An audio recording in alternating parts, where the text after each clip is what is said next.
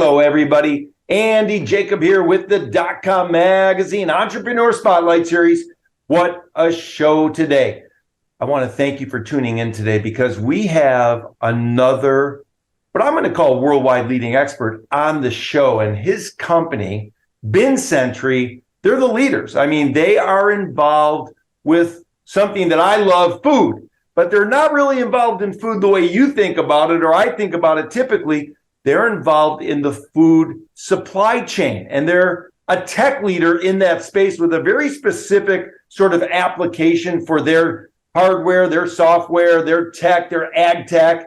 And we're so delighted to have Ben on the show because we love getting leading experts on the show. And here we go with Ben. So Ben, welcome to the DotCom Magazine Entrepreneur Spotlight Series today. Yeah, thanks for having me, Andy. I'm happy to be here. Yeah, I mean, we had a pre-interview when I heard what you do, and then I kind of looked into it and found out exactly what Sentry is all about. I mean, partnering with Fortune 100 companies, making sure that, you know, guys like me, we get to eat food, which I love to do, but really up the chain, so to speak. It's really remarkable what the company does. But before we get started, we have so many questions. Tell us about Sentry, and then we're going to get into it. I appreciate it. So Sentry is the technology leader in supply chain optimization as it specifically applies to animal feed. So 90% of the planet eats meat, and we have animal operations globally that are working 24/7, 365, and feeding those animals is one of the most important things that happens in those operations. You feed them to keep them healthy, you feed them to grow them optimally, and make sure that we get really high quality experiences for those animals and food at the end of the day. That takes a lot of work to make sure that those animals are always happy and well fed. There are trucks moving all the time around the world. In the United States, we sell over $110 billion worth of animal feed every single year. Our technology is about making sure that we keep the animals happy every day, all day, and making sure that we're driving as few miles as possible with trucks and spending as little hours as possible with labor to optimize those expenses so that food can be affordable for everybody out there. Yeah, I love it, Ben. That's a great point. And of course, for people watching the show, oftentimes we take our food for granted. You know, we order our food in now, you know, the people roll up with the cars and they deliver the food to our door. We go to the restaurant, we go to the store. Oftentimes we don't even think about the food and what a blessing it is to really have that food on the table. And the way Sentry sort of is an important component of that is very important. Let's pull it back a little bit more. So how does it work? And you know, even for the people that are watching that maybe don't think about the feed for the animals, what does Sentry do to make sure that that integration happens properly and efficiently so that we can get the food on our table that we love so much? Sure, happy to. So animals are generally raised either in pastures or in barns. And that means the food has to be brought to where the animals are on a regular basis. The food generally sits for the animals in storage bins, in animal feed bins that are close to the animals so that that's easy to keep them happy and fed all the time. Those storage bins hold anywhere from 8 to 35 ton of animal feed. Tons of animal feed because we're feeding a lot of animals in most places. And these storage bins are large steel containers. You can't see through them. So you've got two choices to try and understand today without our technology what's in those feed bins. You can either climb a ladder and take the risk of climbing a ladder, which in bad weather or in dark or whatever the situation may be, not an optimal thing to ask workers to do, to climb ladders all the time. And when you do it, you open the lid at the top of the bin, you look down with your human eyes, and you try and guess what's in that container. No shock to anybody, we're not that accurate with our eyes when we're looking at big piles of things in a dark container. The other way that people check the inventory on these bins is they hit them with hammers or rocks, and they try to listen. Is it a hollow spot or a full spot? And they're trying to find the level on the bin that's hollow or full. That's less accurate than looking down from the top of the ladder. And that lack of accuracy really equates into a bad demand signal or inventory signal. Now, normally when you're shipping things constantly in a big supply chain, you work to have really accurate data about what the inventory levels are of the product that you're trying to keep fed. And in the absence of that, you become very reactionary. When you've got bad data about the market you're serving, there's only one mathematical solution. You have to have too much capacity. You have to be able to react in your supply chain to surprise phone calls or mistakes that happen, or just, hey, we didn't understand where we were and now we are, so what do we do? So you have too much capacity. Supply chains that run super efficiently do it because of the visibility they have to the inventory and the product movement. They can see what's going on, so they can see down the road. It's like driving a truck at night. You want really good halogen headlights on that bad boy so that you can see down the street. If you've got old yellowed headlights, you have to drive slower. You can't go as fast. And that inventory data is really about being able to see farther forward, being more efficient, moving faster. And that's really what we do. We sensor up. We have the market leading optical sensor that goes in the top of the feed bins. We can see real time what's going on inside with that inventory. It's like magically being able to see inside of the feed bin container. And once we can do that and put it into our software platform, instead of guessing what's going on out into the field, all of a sudden, all of the teams that are working to keep all of those animals fed have perfect data. They have it 24/7. They have it from any laptop or connected device that they want to see it from. So they can plan their operations, keep their people safe, keep the animals healthy, all those kinds of things that you want to do in a deep supply chain. Yeah, it makes sense, Ben. I mean, it's all about the data, and you have these 3D sensors that are the best in the business. They offer very high accuracy and reliability in this sort of, I'm going to call the rough and tumble world of agriculture. I mean, it's outside, it's maybe out in the middle of nowhere. I mean, they have to work, they install in a few minutes.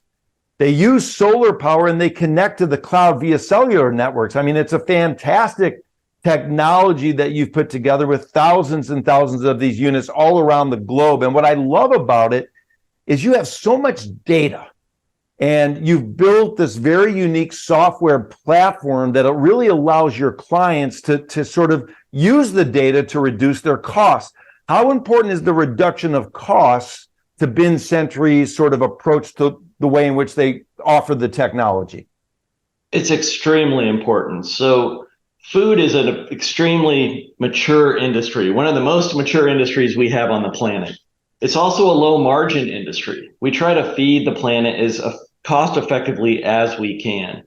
And our customers tend to be large animal producers or large feed mills. These are low margin, highly competitive, high volume businesses.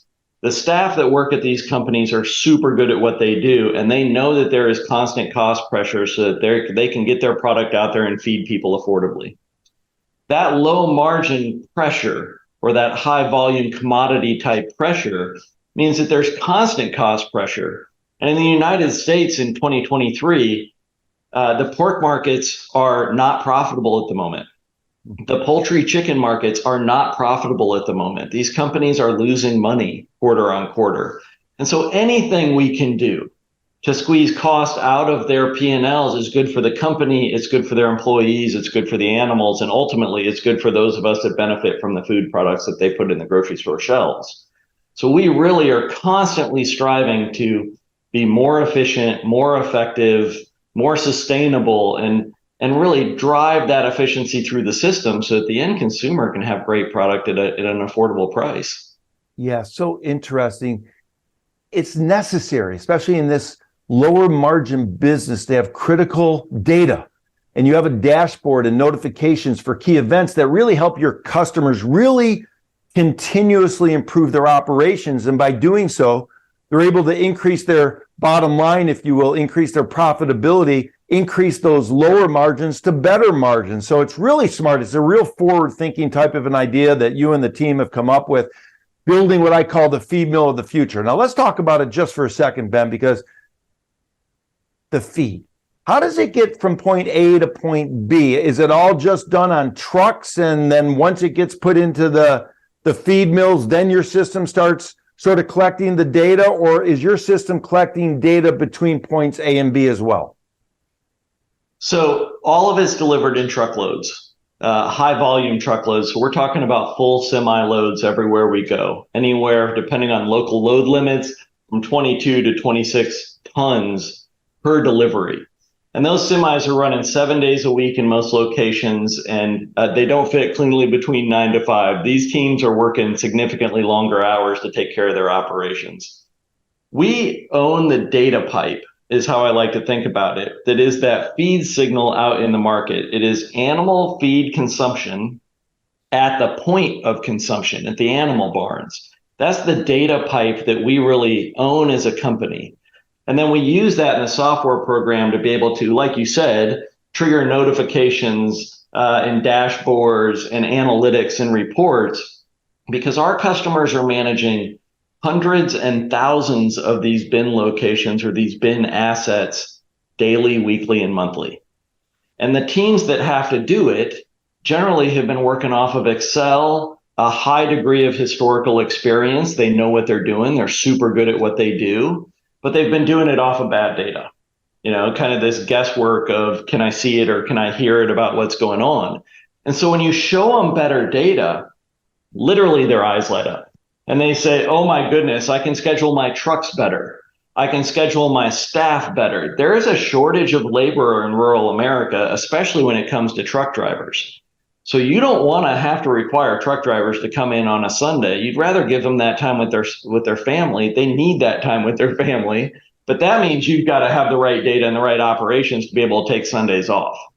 And we can do that for companies. And so there's this aspect of being able to track the data, but make sure that it's super actionable, super usable.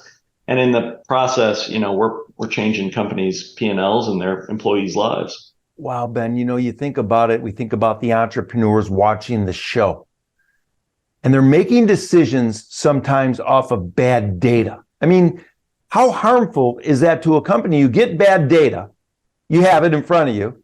Now you're making decisions off the bad data. The decisions can't possibly be correct in any way, shape, or form because you have the bad data. Now in your business, what you're doing, Ben, with your bin Sentry is you have over almost 1 billion, I believe, inventory data points collected every single month. And your system is able to process millions of tons of feed that gets monitored. You have, a number of patents that are pending. I would imagine your team is very important. I want to get to that now because all that doesn't happen without a great team. So let's talk about how important the team at your company is to make this juggernaut work for your clients. Yeah, well, you can't do great work without great people. It's just that simple. Every entrepreneur knows it. If you forget it, you forget it at your own peril. It takes great people to do great things. And we're doing really hard work. The technology is difficult. It's hard to be a tech leader like we are. It takes a lot of hours. It takes a lot of heart and soul that the employees invest in your future. So we have a fantastic dev team. Our engineers, our software developers, our project managers, the product team, the way that we go about it, they're some of the best in the business. We're super proud of them, and they work hard every day.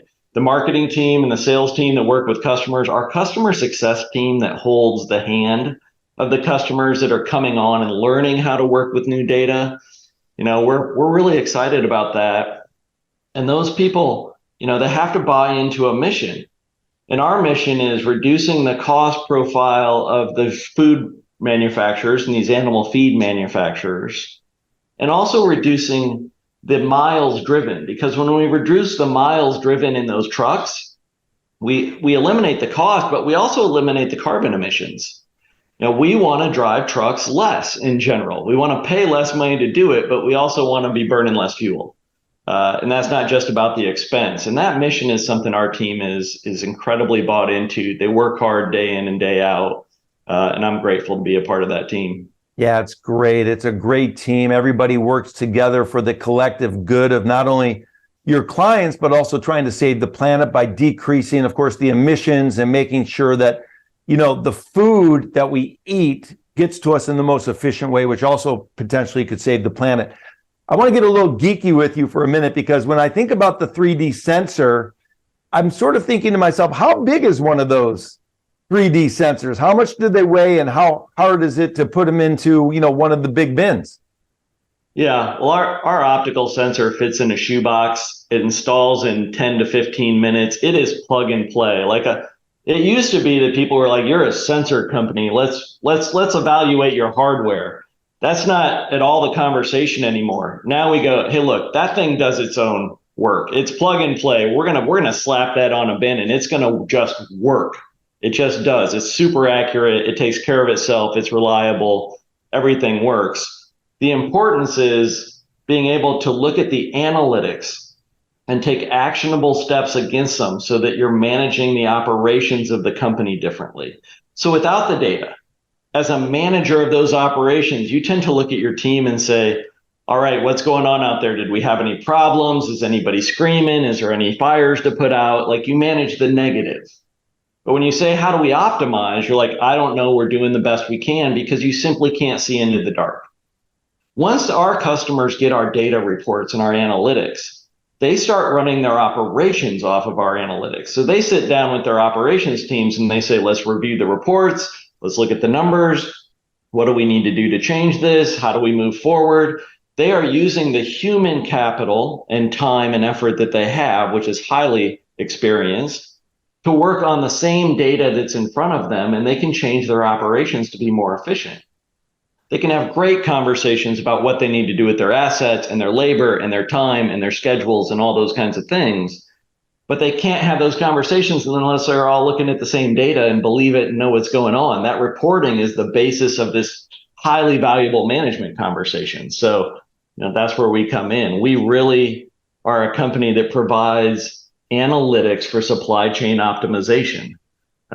We're excited about that, and our customers seem to be as well, which I'm grateful for. Yeah, I love it. And, we spoke about the animals, we spoke about the food, we spoke about the technology. Another thing that I would imagine, based on your earlier explanation, that you also help with, perhaps, is worker safety, workplace safety. I mean, I would think that these poor, I'm not going to call them poor, but these people, I was going to say these poor guys and gals, these people that go up and actually had to visually look and see what's going on in these gigantic bins. I mean, I would imagine they're up on ladders, and it could be a mess. Am I right? Yeah, you're exactly right. I mean, working in agriculture tends to be tough outdoor work. These men and women work hard, and they work in all the weather every day outside. And it tends to be thankless work. A lot of the world doesn't know what it takes to deliver the food that we eat. Our customers work day in, day out, and they're super hard workers. And yeah, they have to climb a lot of ladders. Agriculture is a dangerous industry. It's one of the most risky industries for injuries out of all the major verticals. And so when we're asking people to climb ladders, that's an issue. We don't want them climbing ladders, because it only takes something like 4 to 6 feet for a fall to risk a break.